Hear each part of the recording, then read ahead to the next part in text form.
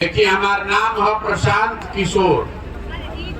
हम नेता ना हई, हम मंत्री विधायक ना हई, हम तो मुखिया सरपंच भी ना हई। बिहार के एगो साधारण परिवार के लड़का हैं। संकल्प ले ले बानी कि पूरा बिहार में गांव, शहर, कस्बा, देहात पैदल चल के जाई।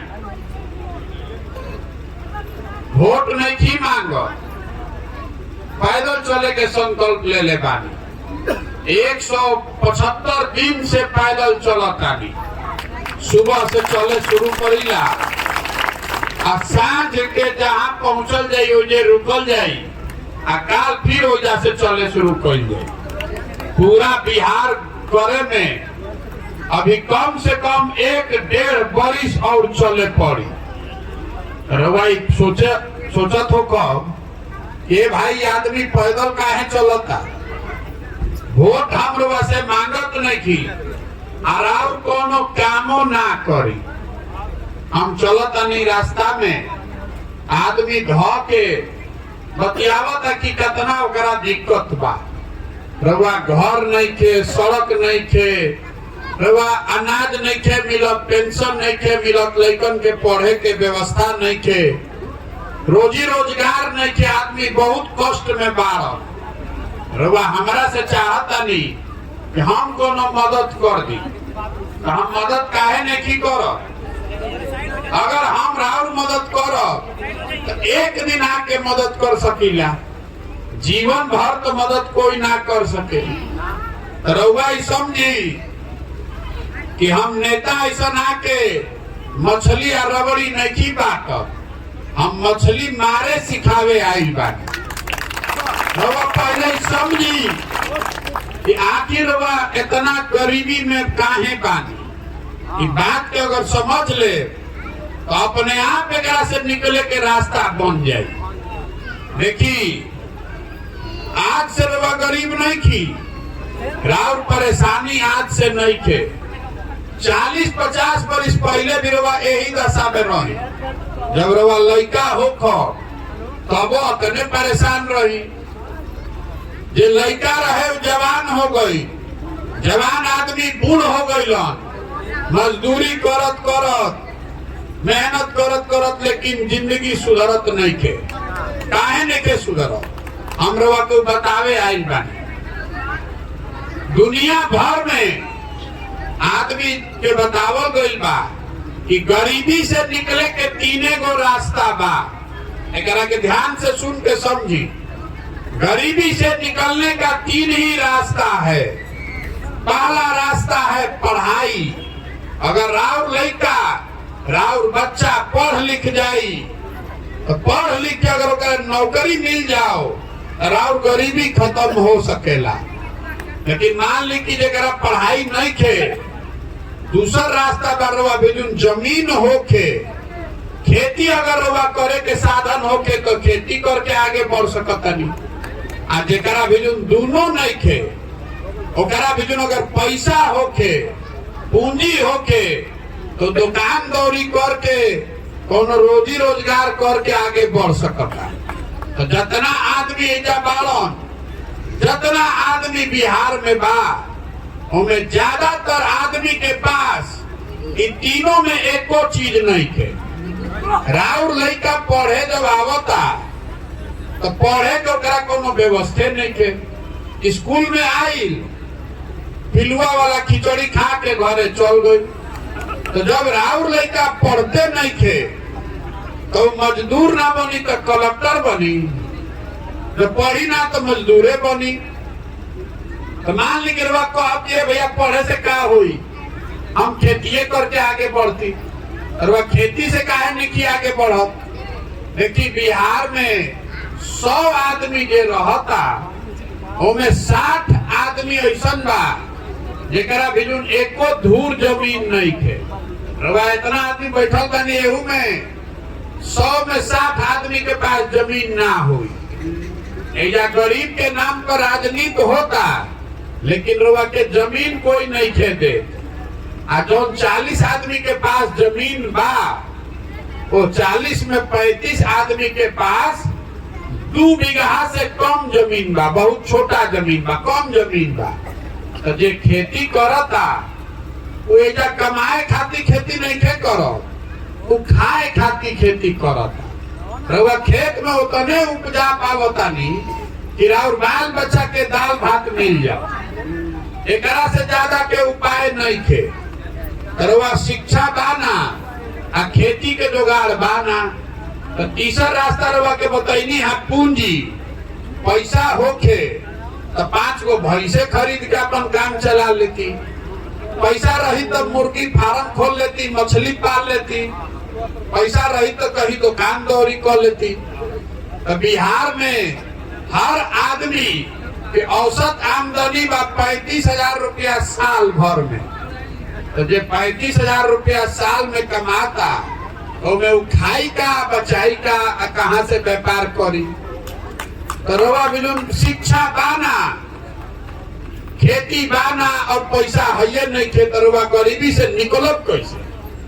कतनो रवा मेहनत करी, कोई के वोट दे दी, कोई सरकार आ जाओ और दशा ना सुधर सके। जब तक यहाँ के लोगों के बच्चों के पढ़ने का व्यवस्था नहीं बनाया जाएगा, जब तक खेती के आमदनी वाला खेती ना बनावल जाए, और जब तक सबके हाथ में पूंजी ना दियाई, तब तक बिहार से गरीबी ना दूर हो। तो अब हमरा के 1 मिनट में समझावता नहीं कि राव ई दुर्दशा काहे बा। एगो सवाल अभी पूछो, सबके सुन के जवाब देवे के बाद, सबके बोले के बाद मुंह से। बिहार में और कुछ होके चाहे ना, इतना तो सबके बुझाता कि लड़कन के पढ़े के व्यवस्था होके के चाहिए, होके के चाहिए कि ना। फिर से सोच के बताएं, गलती मत बोलो। और कुछ होके चाहे ना, गरीब से गरीब के हाथ लड़का के बच्चा के पढ़े के व्यवस्था होके के चाहिए ना। सब कोई कहलस अभी कि लड़कन के पढ़े के व्यवस्था होके के चाहिए। तो अब आज अपना अपना लड़कन के नाम पर ईमानदारी से दिल पर हाथ रख के बोली कि जितना आदमी खड़ा बा, जिंदगी में आपने पढ़ने के लिए पढ़ाई खातिर एको बार वोट दिया है? सोच के बताई, कोई दिले बा? कोई दिले बा भाई? यही से ही दुर्दशा बा। अभी रोबा कहनी है कि रोबा मालूम बा कि अगर लड़का पढ़ जाए तो हमारी स्थिति सुधरी, लेकिन रोबा पढ़े को वोट नहीं की दे तो जौन ताला खोले के बा ओकर चाबी रोबा लगेबे ना करब तो ताला खुली कैसे। देखिए बिहार में आदमी के सब बात पता बा, एजा के आदमी बुर्बक नहीं थे।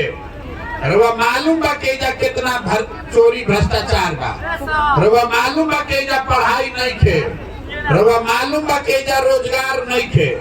लेकिन जहिया वोट देवे रवा जाता नहीं, वो दिन रवा पढ़ाई पर रोजगार पर वोट नहीं की दे, वो दिन रवा वोट देता नहीं जात पर, वो दिन रवा वोट देता नहीं हिंदू मुसलमान बन के, वो दिन रवा वोट देता नहीं लालू के डर से भाजपा के, आ कोई भाजपा के डर से देता लालू के। सुधरी कैसे? तो हम यही से पैदल चलल बानी।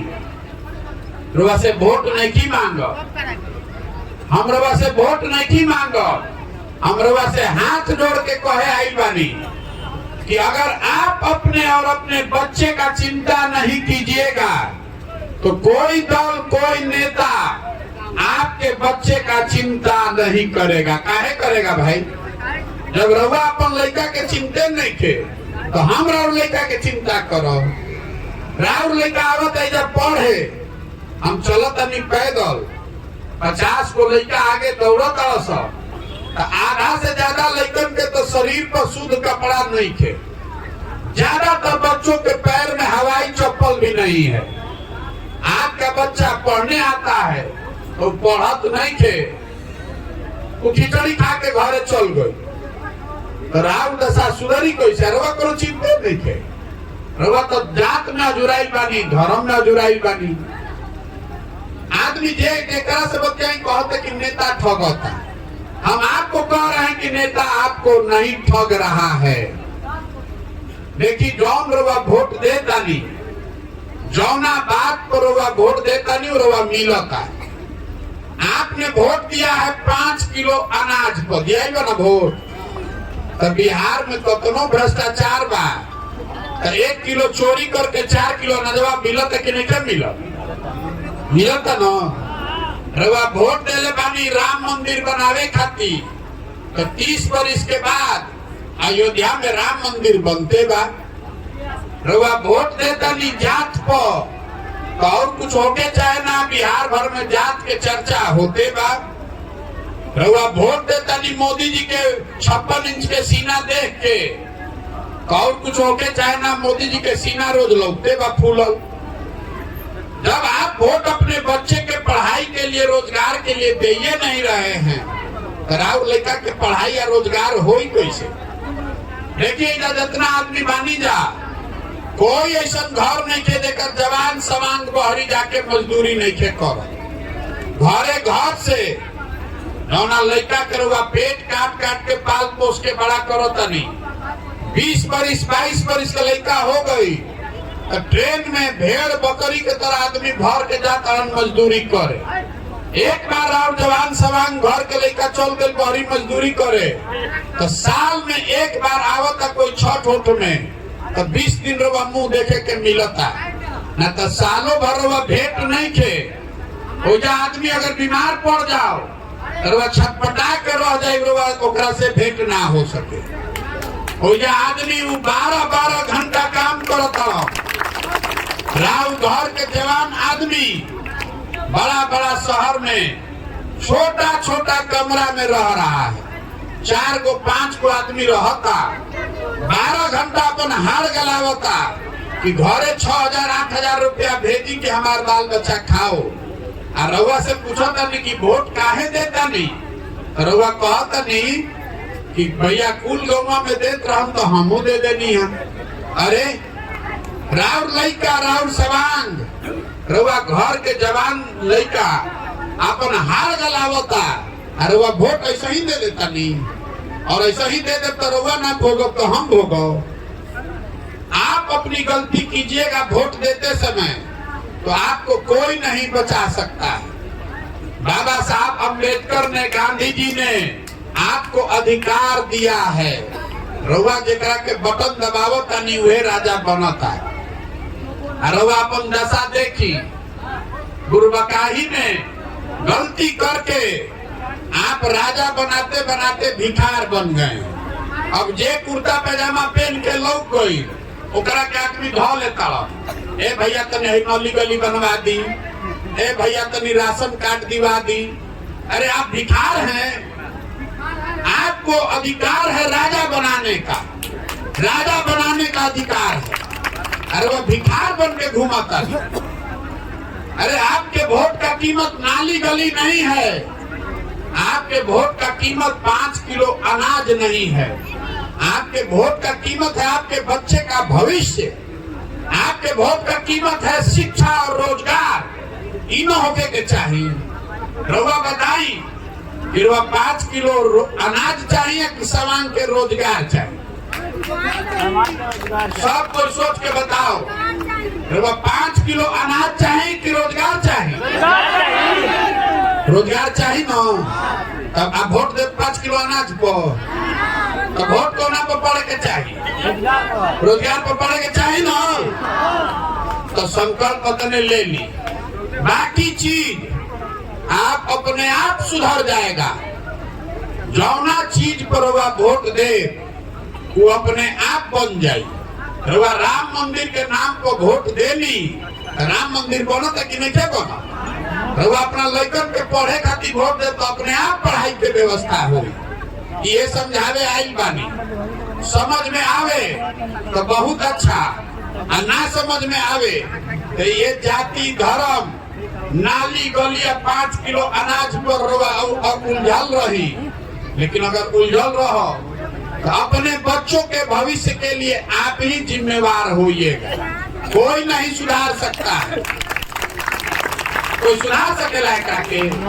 आदमी कहता कि प्रशांत किशोर आई बड़ो, ए भैया रउआ आगे आगे चली, रउआ सुधारी, हमनी के सब आदमी रउआ संगे बानी जा। तो हम रउआ कहता नहीं कि हमारा रउआ साथ ना चाहिए, हम आपको हाथ जोड़ रहे हैं, हमको आपका साथ नहीं चाहिए। जो समाज अपने बच्चों के साथ नहीं खड़ा है, आप हमारे साथ खड़ा होइएगा। अपन लड़का के संग में की खड़ा, राउर लड़का पढ़ लिख के घर में बेरोजगार बैठल बा, मजदूरी करता, अरे वह जात धर्म 5 किलो अनाज अपन लड़का के भविष्य बेचता नहीं, और वह हमारा संगे टिको, हमारे साथ मत खड़ा होइए, अपने बच्चों के साथ खड़े होइए। संकल्प लीजिए कि नाली गली 5 किलो अनाज जाति धर्म पर वोट नहीं करेंगे, वोट अपने बच्चों का चेहरा देखकर उनके पढ़ाई और रोजगार के लिए करेंगे। एक नाम का बा जन सुराज। जन सुराज के मतलब का, सुराज मतलब सुंदर राज। एकर सुंदर राज रउआ तो सबके बना के देख लेनी, लालू, नीतीश, कांग्रेस, मोदी, सबको आपने देख लिया। एक बार अपनी सरकार बनाइए, जनता की सरकार बनाइए, तबे आपके बच्चे का भविष्य सुधरेगा। नेता के राज बा तो नेता के जिंदगी सुधरल बनाओ, राव राज हो जाए तो राव जिंदगी सुधर जाए। अपना राज बनाइए, इसीलिए ये अभियान शुरू कैले बानी। ये प्रयास होके के चाहे कि ना होके के चाहे, प्रयास होके चाहे ना। तो हम रवा से वोट नहीं की मांगो, चंदा हम कोई से ली ना, आपन चाय खिचड़ी टेंट तंबू लेके चलता नहीं, रउआ से मांगे आइल बानी राउर आशीर्वाद। काहे एगो गांव में सबे मान जाते से नाम न सुधरी बिहार, सब गांव में जाके समझावे के पड़ी। 40,000 गांव बा बिहार में, ये होई कैसे? हार मास के शरीर से कोई कर सकेला? बीचे में आदमी टंगा दी है। 5 दिन रोगा घर से कोई बाबा धाम जाता, ओकर गोर फूल जाता, चलल ओकर मुश्किल बा। हम 175 दिन से चलता नहीं, अभी 1.5 वर्ष और चलो। कैसे चलता नहीं? अरे ये ऊपर वाले की कृपा है और आपका आशीर्वाद है। अगर रउआ बुझाता कि जो हम काम करता नहीं ठीक बा, यही से बिहार के बच्चन के भविष्य सुधरी, तो एक बार हाथ उठा के आशीर्वाद दी। बिहार के सुधारने के लिए आशीर्वाद दीजिए, है ना आशीर्वाद आपका? हाथों ना उठिया हो जाए, हाथ उठे के चाहिए। आशीर्वाद है ना आपका? करें ना प्रयास। देखिए एक और बात समझ ली, एक दिन में ना होई, एक दिन में नहीं होगा। फर्श पकाई जाम जाता, ओकरा करवा कैसे छोड़ावत नहीं?